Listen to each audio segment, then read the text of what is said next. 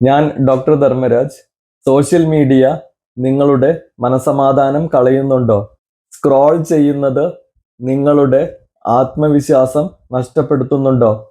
പലപ്പോഴും ഓരോ സ്ക്രോളിങ്ങും നിങ്ങളുടെ മനസമാധാനത്തിൻ്റെ ഒരു ഭാഗം കവർന്നെടുക്കുന്നുണ്ടാവും.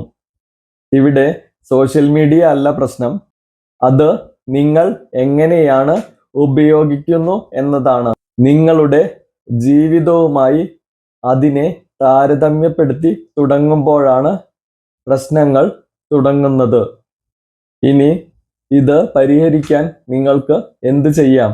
ആദ്യം തന്നെ സോഷ്യൽ മീഡിയയെക്കുറിച്ച് മനസ്സിലാക്കുക.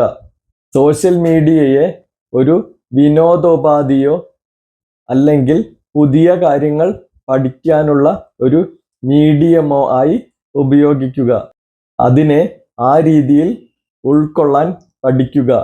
എപ്പോഴും ഓർക്കുക, സോഷ്യൽ മീഡിയയിൽ നമ്മൾ കാണുന്നത് അവരുടെ ബ്യൂട്ടിഫൈ ചെയ്ത ഒരു ഫേസാണ്.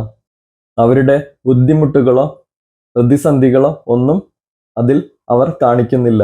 നിങ്ങൾ ജീവിതത്തിൽ പിന്നിലാണ് അല്ലെങ്കിൽ ജീവിതത്തിൽ പോരാ എന്നൊക്കെ ഏതെങ്കിലും ആപ്പുകൾ നിങ്ങളെ തോന്നിപ്പിക്കുന്നുണ്ടെങ്കിൽ നിങ്ങൾ അതിൻ്റെ ഉപയോഗം കുറയ്ക്കുക.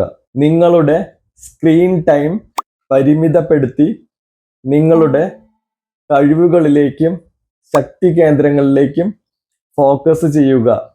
നമ്മുടെ കഴിവുകളെയും നമ്മുടെ ബ്രെയിനിനെയും പരിപോഷിപ്പിക്കുന്ന റീഡിംഗ് പോലുള്ള കാര്യങ്ങളിലേക്ക് കൂടുതൽ ശ്രദ്ധ കേന്ദ്രീകരിക്കുക.